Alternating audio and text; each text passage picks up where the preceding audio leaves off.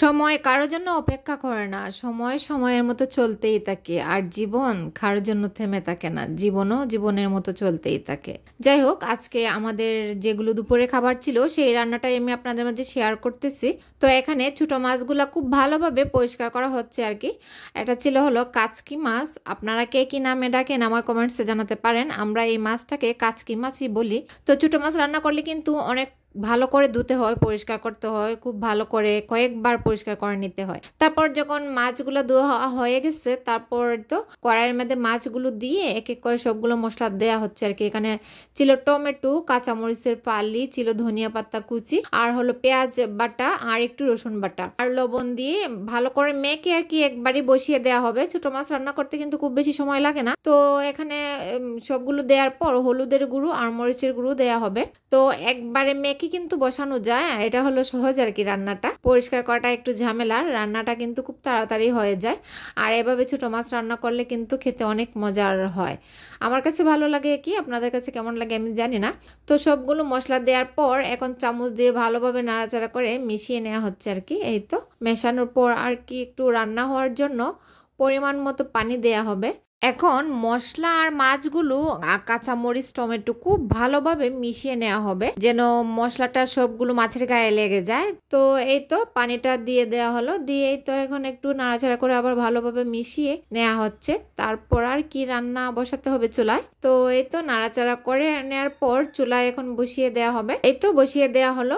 আর এখানে আরেকটা রান্নার জন্য এখানে করলা আর আলু কেটে ভালো করে পরিষ্কার করে নেওয়া হচ্ছে আর কি, ধুয়ে। তো করলা আর আলু ভাজি হবে আজকে। তো এই তো করলা আর আলুটা খুব ভালো করে পরিষ্কার করে নেওয়া হচ্ছে। আর এই পাশে ছোট মাছের তরকারিটা একটু নাড়াচাড়া করে দেওয়া হচ্ছে, কারণ এটা কিন্তু খুব বেশি নাড়তে হয় না, হালকা একটু নাড়াচাড়া করে দিলেই হয়ে যায়। যাই হোক, ওই পাশে ছোট মাছ হচ্ছে, আর এখানে কড়াইতে তেল দিয়ে যে করলা আর আলুগুলো দিয়ে দেওয়া হচ্ছে। এখানে আলুর সঙ্গে পেঁয়াজও ছিল, কিন্তু কাঁচামরিচে ফালিও ছিল। আর এখন লবণ দিয়ে ফাইনালি একটু নাড়াচাড়া করে করলা ভাজিটা একদম ভাজা ভাজা করে করে নেওয়া হবে আর কি। আর করলা ভাজি কিন্তু শরীরের জন্য অনেক বেশি উপকার। তো এখানে করলা ভাজিটা হচ্ছে, এই তো। আর এই পাশে দেখেন ছোট মাছের রান্নাটাও প্রায় হয়েই গেছে।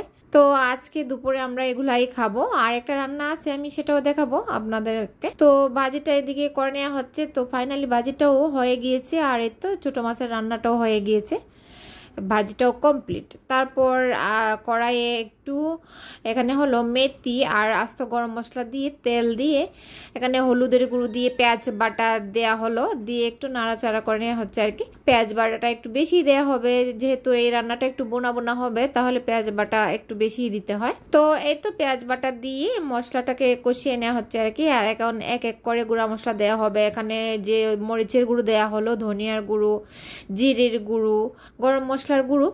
তো এই তো দিয়ে মশলাটাকে এখন ভালোভাবে কষিয়ে নেওয়া হবে। তো মশলাটা কষানো ভালো হলে তো কিন্তু খেতেও মজার হয়। আর এখন একটু পানি দিয়ে মশলাটাকে কষানো হচ্ছে আর কি, যেন ভালোভাবে কষানো হয়ে যায়। তারপর লবণটা দেয়া হয়নি, লবণটা দিয়ে দেয়া হলো। আর এই পাশে ছিল হলো কলিজা, আর এগুলো একটু সেদ্ধ করে নেওয়া হচ্ছে। তো মশলাটা কষানো হয়ে যাওয়ার পর কলিজাগুলো পরিষ্কার করে ধুয়ে তারপরে তো মশলার মধ্যে দিয়ে দেয়া হলো। এখন এই তো সবগুলো দিয়ে এখন খুব ভালোভাবে নাড়াচাড়া করে মশলার সঙ্গে কষিয়ে নেওয়া হবে। আর কলিজার সঙ্গে কিন্তু আলু দিলে খেতে আরও বেশি ভালো লাগে। তো এই তো আলু দিয়ে দেয়া হলো, আলুগুলো ছোটো ছোটো কেটে দিয়ে দেওয়া হয়েছে কি পরিষ্কার করে।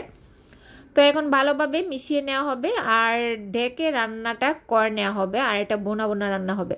আলহামদুলিল্লাহ, আজকে এগুলোই ছিল আমাদের দুপুরের খাবার। তো সবাই ভালো থাকবেন, সুস্থ থাকবেন, সবাই সবার জন্য দোয়া করবেন। ভিডিওতে যদি বাইরের কোনো সাউন্ড এসে থাকে সবাই একটু কষ্ট করে দেখে নেবেন। আসসালামু আলাইকুম।